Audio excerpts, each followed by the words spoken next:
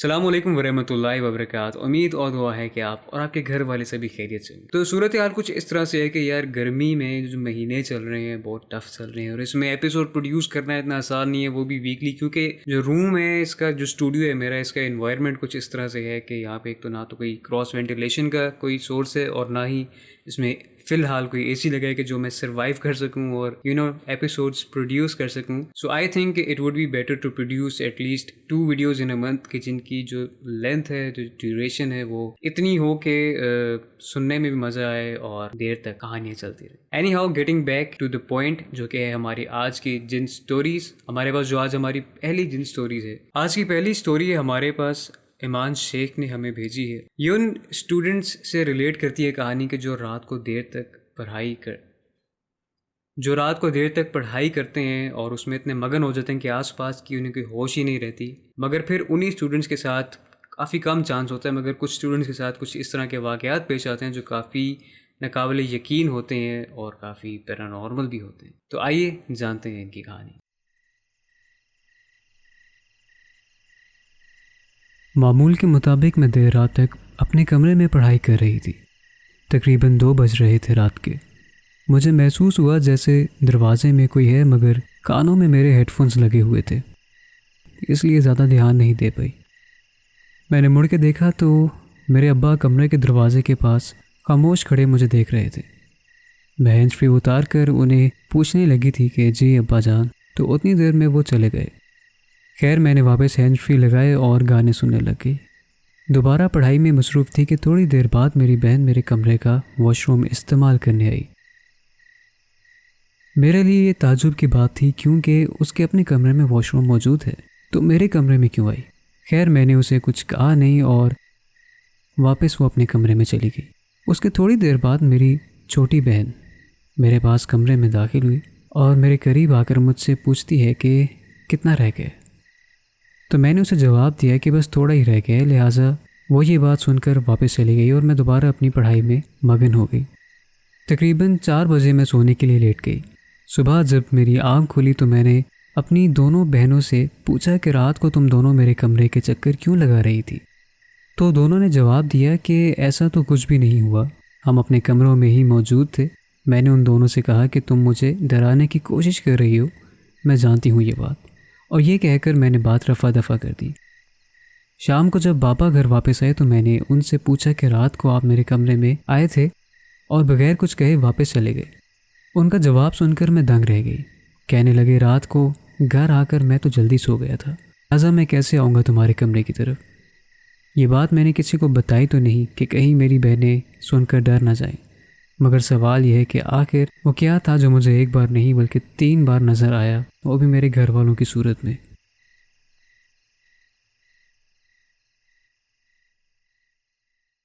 Next up जो हमारे पास story है, इनका नाम मैं स्किप करना चाहूँगा। ये बेसिकली इनके मामू के दोस्त के साथ ये वाक़या पेश आया था और आगे से उनके दोस्त के साथ, यानी कि मामू के म्यूचुअल फ्रेंड के साथ ये वाक़या पेश आया है। मैं नहीं जानता कि इस वाक़े में कितनी हकीकत है कितनी नहीं, मगर all that I know is के जो काला जादू है वो एग्जिस्ट करता है, दैट इज़ रियल। और मेरी दुआ है कि अल्लाह ताला आपको और मुझे, हम सब को हसद से, शर से, शैतान के शर से और काले जादू से हमेशा महफूज रखे। तो ये कहानी जो है, इसमें काफ़ी टर्निंग और ट्विस्ट पॉइंट्स हैं। वो क्या हैं, ये बेसिकली पूरी कहानी क्या है, आइए जानते हैं।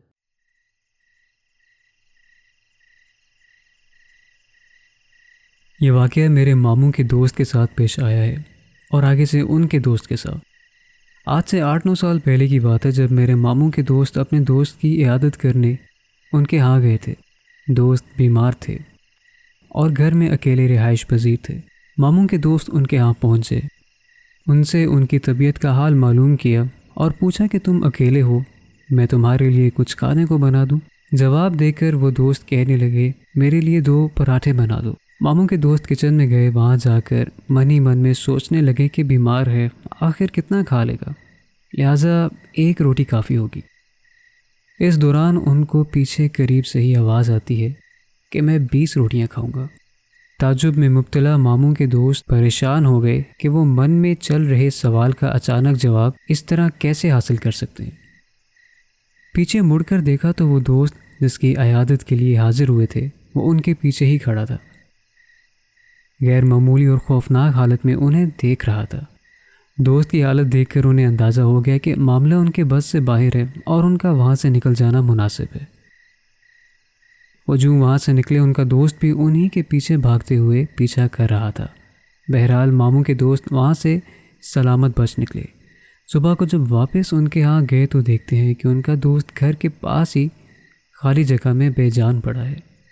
ये बात उनके लिए सदमाकुन थी। उसके बाद से उनके साथ अजीबोगरीब सिलसिले पेश आने लगे। वो लाहौर के लिए रवाना होते और पेशावर जा पहुंचते। घर में बर्तन ज़ोरदार तरीके से टूटने की आवाज़ आया करती और अक्सर जब वो आयतुल कुर्सी पढ़कर सोया करते तो कमरे के बाहर उन्हें अक्स नज़र आते थे, जो कमरे के अंदर आने की नाकाम कोशिश किया करते थे। इस सब के बावजूद उनको कभी किसी बड़े नुकसान का सामना नहीं करना पड़ा और ऐसे ही ये सिलसिला 9-10 साल तक चलता रहा, मगर फिर आखिर अल्हम्दुलिल्लाह अपने इख्तिताम पर पहुंच गया। नेक्स्ट टाइप हमारे पास कहानी है अरीबा सिद्दीक की। इनके नाना बचपन में जिन कारी साहब के पास पढ़ा करते थे, बेसिकली उन कारी साहब का एक शक था एक ऐसे बच्चे के ऊपर के जो उन्हें लगता था कि शायद इंसान का बच्चा नहीं है। तो वो मालूम करने के लिए कि जो बच्चा उनकी क्लास में बैठता है आया इंसान का है या फिर किसी जिन का बच्चा है, उन्होंने एक तरकीब लगाई और वो तरकीब कामयाब भी हो गई। अब वो तरकीब क्या थी और वो बच्चा कौन था, कहाँ से आया था, अब वो तरकीब कामयाब हुई या नहीं हुई और वो बच्चा इंसान का था या फिर किसी जिन का था, ये जानने के लिए आइए सुनते हैं।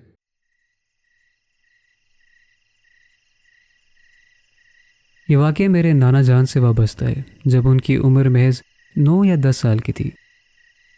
वाक़या कुछ यूँ है कि मेरे नाना एक मदरसे में पढ़ने जाया करते थे, जहाँ उनके साथ कई और बच्चे भी पढ़ा करते थे। नाना जान बताते हैं कि एक रोज़ उनके उस्ताद को शक हुआ कि उन बच्चों में से एक जिन का बच्चा भी पढ़ता है। तो यही पता करने के लिए उनके उस्ताद ने एक तरकीब सोची। उन्होंने अपनी क्लास में बैठे बच्चों से कहा कि कोई बच्चा इस लैंटर्न को, जो काफ़ी दूर पड़ा है, अपनी जगह पर बैठे बुझा सकता है। सभी बच्चों ने इनकार कर दिया, पर एक बच्चे ने अपना हाथ आगे बढ़ाया और लैंटर्न बुझा दिया। सारे बच्चे इस हरकत को देखकर खौफज़दा हो गए और उस्ताद का शक यकीन में बदल गया। अब हकीकत जानने के बाद भी उस्ताद, क्योंकि उस बच्चे को अपनी क्लास में पढ़ाने से इनकार नहीं कर सकते थे, तो उन्होंने उस बच्चे से फरमाया कि आप जहाँ से भी आए हैं, पर आप इस क्लास में दोबारा फिर कभी कोई इस तरह की हरकत अंजाम नहीं देंगे कि जिससे आपके क्लास के दूसरे बच्चे खौफज़दा हो जाएं। वो बच्चा उस्ताद की बात मान गया और आगे जितने भी दिन उस मदरसे में उसने पढ़ा, दोबारा इस तरह की कोई हरकत उसने अंजाम नहीं दी और आम इंसान के जैसा ही रहा।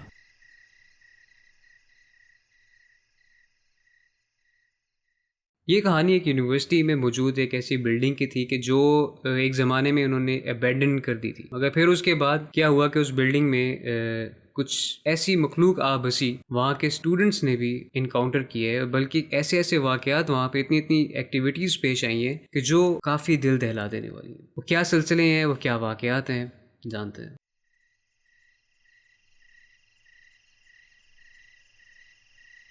मेरी यूनिवर्सिटी का कॉरिडोर काफ़ी लंबा और जगह में खुला था। कॉरिडोर्स के अतराफ़ में क्लासेस थीं। यूनिवर्सिटी के कुल 10 डिपार्टमेंट्स थे और हर डिपार्टमेंट के 3 फ्लोर थे। यूनिवर्सिटी का एक डिपार्टमेंट ऐसा था जो ज़्यादातर सुनसान ही रहता था, क्योंकि उस डिपार्टमेंट में ज़्यादा एडमिशन्स नहीं आते थे। स्टूडेंट्स की तादाद कम होने के बायस उस डिपार्टमेंट को मुकम्मल तौर पर बंद कर दिया गया। वहाँ ना तो फैकल्टी में से कोई जाता था, ना ही कोई स्टूडेंट उधर जाया करते थे। क्योंकि वो डिपार्टमेंट अब इस्तेमाल में नहीं था, तो यूनिवर्सिटी अथॉरिटीज़ ने वहाँ की इलेक्ट्रिसिटी कनेक्शंस भी मुकम्मल तौर पर बंद करवा दिए। हमारा डिपार्टमेंट उस डिपार्टमेंट के ठीक सामने था। हम कॉरिडोर में खड़े अपनी अगली क्लास का वेट कर रहे थे कि मुझे महसूस हुआ जैसे सामने डिपार्टमेंट के 3rd फ्लोर पर कोई भाग रहा है। 1-2 दफ़ा मैंने इग्नोर किया। जब मेरा शक यकीन में बदलने लगा तो मैंने अपने साथ खड़े दोस्तों को भी इशारा करके दिखाया। ये मंजर मुझ समेत वहाँ खड़े सब स्टूडेंट्स ने देखा। बड़ा सख्त, झुकी हुई कमर और तेज़ रफ्तार ऐसी कि नज़र टिक नहीं रही थी। ये क्या चीज़ थी जो खाली डिपार्टमेंट में यहाँ से वहाँ भाग रही थी। हम में से एक लड़के ने कहा कि यकीनन किसी सीनियर की शरारत है, जिन भूत कुछ भी नहीं होता। तो हमने फैसला किया कि हम डिपार्टमेंट खुद विज़िट करने जाएंगे और देखेंगे कि ऐसा कुछ है भी या नहीं। हम जैसे ही उस डिपार्टमेंट के सेकंड फ्लोर पर पहुंचे, वही भागने की आवाज़ और इतनी भारी कि जैसे ऊपर 1000 बंदों की जंग चल रही हो। मेरे दोस्त ने 3rd फ्लोर की स्टेयर्स पर पाँव रखा तो आवाज़ आना बंद हो गई। उसने कहा, देखा ये कोई सीनियर ही है, आ जाओ ऊपर चलें।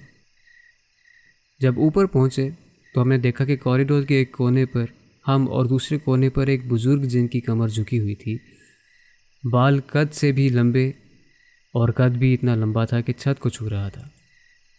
उनके पैरों में जंजीरें थीं जैसे कोई कैदी हो। हम में से एक दोस्त बेहोश हो गया। सब बहुत डर गए और वहाँ से भाग गए। यूनिवर्सिटी अथॉरिटीज़ से बात की और बताया कि ऐसे वहाँ पर हमें कुछ दिखा है। वो डिपार्टमेंट फिर से खोला गया, वहाँ कुछ स्टूडेंट्स को शिफ्ट किया गया। 1-2 दफ़ा कुछ अजीब चीज़ें हुई, मगर वहाँ कुरान पाक की तिलावत को लाजिम बना दिया गया, जिसके बाद से ऐसे वाक़यात कभी पेश नहीं आए। ये कहानी एक स्पोर्ट्स स्कॉलरशिप के स्टूडेंट की है कि जो रोज़ की रूटीन के मुताबिक अपनी क्या नाम है रूटीन अंजाम दे रहा होता है, मगर एक दिन उसके साथ इतनी अनयूजुअल सी एक एक्टिविटी पेश आती है कि जो उसके लिए जिस्मानी तौर पर नुकसानदेह भी साबित होती है। ऐसा क्यों हुआ, आइए सुनते हैं।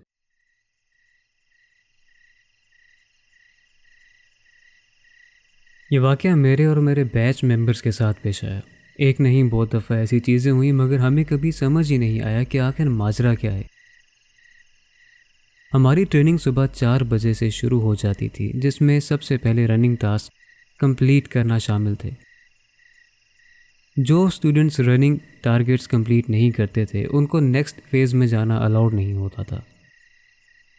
सो हम सभी रनिंग के लिए सुबह 4 से 7 ज़रूर जाते थे। ऐसे ही एक सुबह मेरी तबीयत कुछ ठीक नहीं थी, तो मैं रनिंग के लिए लेट हो गया।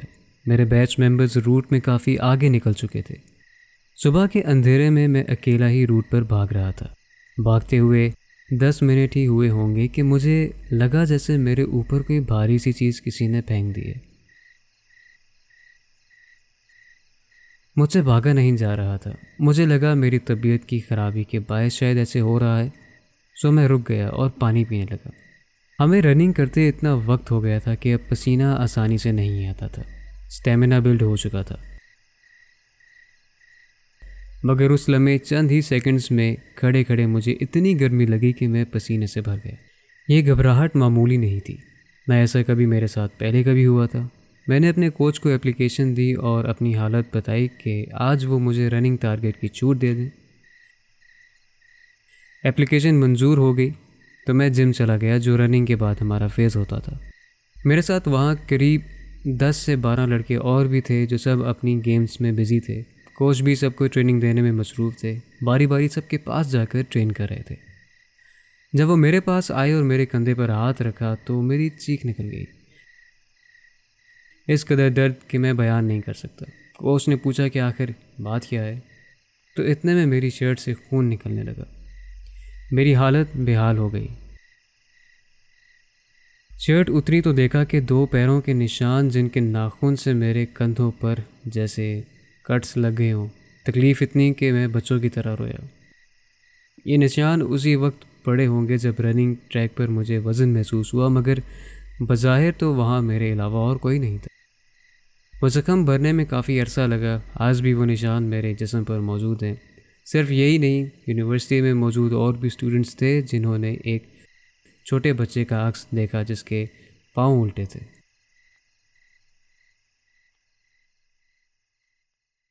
एक यूनिवर्सिटी में मौजूद लैब के अंदर एक ऐसा कमरा कि जिसके अंदर झांकने पर हर चीज़ लाल दिखाई देती, मगर जब उस कमरे में दाखिल होते हैं तो सब कुछ नॉर्मल अपने आम रंगों में मौजूद होता है। और कुछ लोगों का तो ऐसा भी मानना है कि जब उस कमरे में झांका जाता है तो ऐसा उन्हें महसूस होता है जैसे उन्हें कोई अंदर से बाहर झांक रहा है, और वो कमरा बंद रहता है, वो किसी के इस्तेमाल में नहीं है। अब ये सिलसिला क्यों है, किस तरह से पेश आया है, किसके साथ पेश आया है, आइए जानते हैं।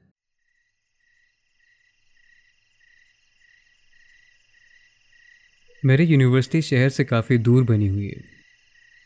समझ लें कि मेरे शहर का आखिरी कोना है। ये वाक़या मेरी टीचर के साथ पेश आया था। मॉनसून की बारिशों से आप वाकिफ़ होंगे। ये जितनी अनएक्सपेक्टेड होती हैं उतनी ही तूफ़ानी भी हो जाती हैं। सैटरडेज़ में हमें ऑफ होता था, लेकिन यूनिवर्सिटी का स्टाफ आया करता था। ऐसे ही वीकेंड था तो हमारी केमिस्ट्री की मैम को लैब में टेस्टिंग का कुछ काम था। मैम हॉस्टल में रहती थी, सो उन्हें ऑफ टाइम में जाने की कोई टेंशन नहीं रहती थी। वो अक्सर लैब का विज़िट ऑफ टाइम में करती थी और अपना काम मुकम्मल करती थी। उस रोज़ बारिश शुरू हो गई और बहुत तूफ़ानी किस्म की। मैम लैब में थी कि जैसे ही काम ख़त्म हुआ वो हॉस्टल के लिए निकल गई। देखा बाहर तूफ़ानी बारिश है और इस बारिश में वो हॉस्टल तक जा नहीं सकेंगी। बाहर खड़े गार्ड ने कहा कि मैम आप वेट कर लें, जैसे ही बारिश थम जाएगी आप चली जाना। मैम बेदयानी में एक खाली कमरे के सामने खड़ी हो गई। यूनिवर्सिटी का वो कमरा पहले एक लाइब्रेरी हुआ करता था, जिसे बंद हुए 20 साल से ज़्यादा हो चुके थे। वो कमरा अब किसी के इस्तेमाल में नहीं था। मैम को शक हुआ कि जैसे कमरे में से किसी की चलने की आवाज़ आ रही है, मगर सोचा कि बारिश की वजह से ऐसा लग रहा होगा। बारिश कम होती गई और बारिश की आवाज़ भी, मगर पैरों के चलने की आवाज़ कम होने के बजाय अब ज़्यादा वाज़ेह होने लगी। मैम को लगा कि शायद कोई स्टूडेंट अंदर रह ना गया हो कि जैसे गार्ड ने अनजाने में लॉक कर दिया हो। थोड़ी देर बाद दरवाजे पर दस्तक हुई। मैम ने आवाज़ दी कि क्या कोई बच्चा है जो अंदर रह गया है, लेकिन कोई जवाब नहीं मिला। रूम में झांकने के लिए रूम पर लगे लॉक होल से देखा तो उन्हें सिर्फ लाल रंग दिखाई दिया। वो बहुत परेशान हुई कि आखिर ये क्या माजरा है। गार्ड को आवाज़ लगाई कि दरवाज़ा खोले, अंदर कोई है, मगर देखने पर सिर्फ लाल रंग दिखाई दे रहा है। गार्ड ने बताया कि यहाँ कोई मखलूक आ बसी है कि जिसकी वजह से इस पूरे कमरे में सिर्फ लाल रंग देखने पर दिखाई देता है। जब भी इस कमरे में कोई झांकने की कोशिश करता है तो सिवाय लाल रंग के उसे और कुछ दिखाई नहीं देता, मानो जैसे कोई सुराख से आपको ही देख रहा हो। मगर जब कमरे में दाखिल हो तो कमरे में ऐसा कुछ भी नहीं होता। ये कहानी एक हॉस्टल की है कि जिसमें इस कदर पैरानॉर्मल एक्टिविटीज़ पेश आईं और कुछ ऐसा जो रात में उस हॉस्टल में भटकता था। किसी एक स्टूडेंट ने नहीं बल्कि काफ़ी स्टूडेंट्स ने उसको विटनेस किया है, और वो क्या सिलसिला है, और किसी एक स्टूडेंट ने नहीं बल्कि काफ़ी स्टूडेंट्स ने इस चीज़ को एक्सपीरियंस भी किया है। ऐसा क्या है उस हॉस्टल में, क्या नहीं, आइए जानते हैं।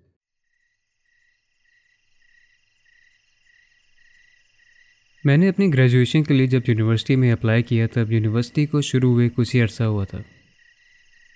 बिल्डिंग का एक हिस्सा खस्ता हाल और एक पढ़ाई के लिए रेनोवेट करवाया गया था। उन दिनों में हॉस्टल की फैसिलिटीज़ नहीं थी। मेरी ग्रेजुएशन को 10 साल हो चुके हैं, तो आप अंदाज़ा लगा सकते हैं कि यह वाक़या किस कदर पुराना है। और ये सिर्फ मेरे नहीं बल्कि मेरे और मेरे बैच के कई स्टूडेंट्स ने इस बात को एक्सपीरियंस भी किया है। मुझ समेत बहुत सी लड़कियों के घर यूनिवर्सिटी से काफ़ी दूर पड़ते हैं। डेली बेसिस पर आना जाना मुश्किल हो जाता था। हमने यूनिवर्सिटी अथॉरिटी से बात की कि हमें हॉस्टल की फैसिलिटी दे दी जाए। यूनिवर्सिटी एडमिनिस्ट्रेशन ने ज़्यादा खर्चा ना हो इसलिए बिल्डिंग का पुराना हिस्सा हमें एज हॉस्टल दे दिया। सिर्फ एक दफ़ा या 2 दफ़ा शायद सफाई की होगी और बेडिंग करवा दी गई। हमें लग्जरी रूम्स नहीं चाहिए थे, बस एक सिक्योर जगह चाहिए थी जो यूनिवर्सिटी के अंदर ही हो। लिहाजा हमने जगह का एतराज़ नहीं किया और हॉस्टल में शिफ्ट हो गए। यूनिवर्सिटी बहुत वसी जगह पर बनी है। गवर्नमेंट यूनिवर्सिटी थी, लिहाजा अंदर गवर्नमेंट की तरफ से असातिज़ा को दिए जाने वाले घर भी मौजूद थे। यूनिवर्सिटी बिल्कुल सोसाइटी की तरह थी। अंदर रोड्स बाकायदा बने हुए थे। हम हॉस्टल्स में रात को अक्सर रोड पर वॉक करने जाया करते थे। शुरू में सिर्फ मुझे ऐसा महसूस हुआ कि जब हम वॉक करने जाते हैं तो आसपास जो दरख्त लगे हुए थे उनको क्रॉस करते हुए मुझे ऐसा लगता था जैसे पीछे से कोई छुप कर हमें देखता है, लेकिन मैंने कभी जाहिर नहीं होने दिया, ये सोचकर कि शायद वहम हो। मगर वो वहम नहीं था। मुझे प्यास लगी तो मैंने अपनी दोस्त से कहा कि मैं पानी पीने हॉस्टल जा रही हूँ, यहाँ रुको, मैं बस अभी आई। ये कहकर जब मैं रूम में आई तो ग्लास गिरने की आवाज़ आई। मैं डिस्पेंसर की तरफ भागी लेकिन वहाँ कोई भी नहीं था। ग्लास और पानी ज़मीन पर थे। ग्लास कमरे से डिस्पेंसर तक कैसे गया? दोस्त तो नीचे थी, हवा भी नहीं थी कि उसकी वजह से गिरे। मैंने ये भी इग्नोर कर दिया और दोस्त को आवाज़ दी कि अब ऊपर आ जाओ, मैं थक गई हूँ तो सो जाते हैं। हम सो गए। रात को तकरीबन जब मेरी आँख खुली तो देखा कि एक सफ़ेद कपड़ों में मलबूस औरत जो बाकायदा हिजाब में है पानी का ग्लास हाथ में लिए खड़ी है। मैंने चीख मारी और लाइट्स ऑन की। दोस्त को बताया कि इर्द गिर्द के रूम से भी लड़कियां आ गईं और वार्डन भी आ गए। मैंने उन्हें बताया लेकिन किसी ने यकीन नहीं किया। वार्डन कुछ जानती थी जो हमसे छुपा रही थी। खैर इसी तरह बहुत सी लड़कियों ने हिजाब वाली औरत का अक्स देखा था। हमें उस दिन यकीन हुआ जब हम वॉक करते करते काफ़ी आगे चले गए थे। मेरी नज़र साथ खड़े उस दरख्त पर पड़ी तो जो मंज़र मैंने और मेरी दोस्तों ने देखा वो आज भी हमारे रोंगटे खड़े कर देने के लिए काफ़ी है। उस दरख्त पर हिजाब में एक औरत उल्टी लटकी हुई हमने देखी थी, चेहरा काला स्याह और आंखें सुर्ख।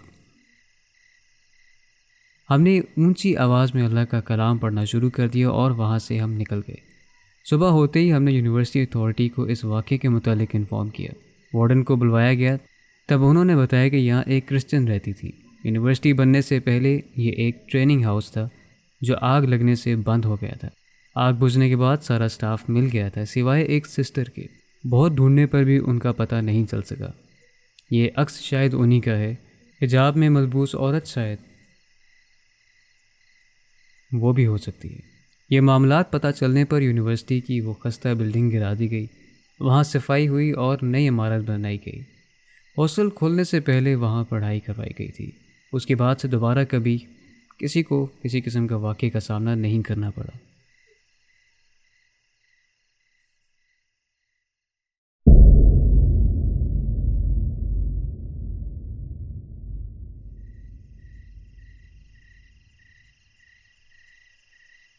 ये वाक़यात मेरी दादी के साथ पेश हुए थे।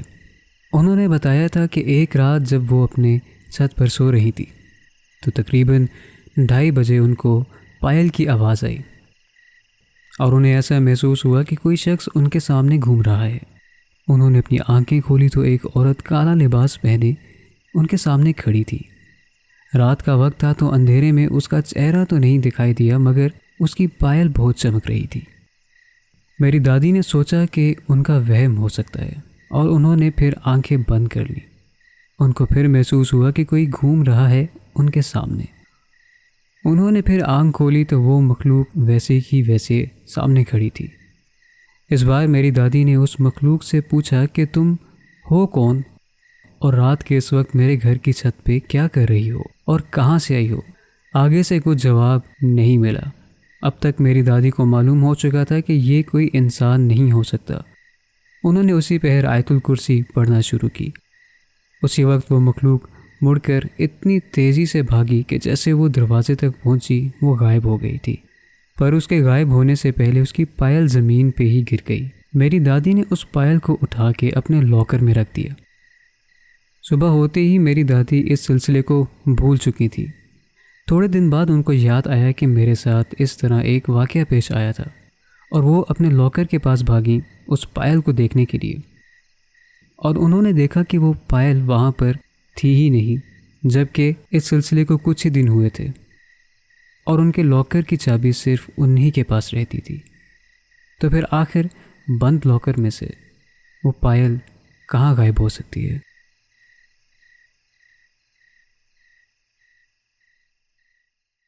So that's it for today. I hope you enjoyed the episode. And if you did, you know what to do.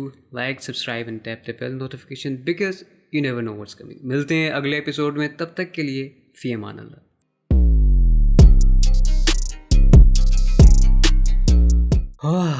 Anyhow.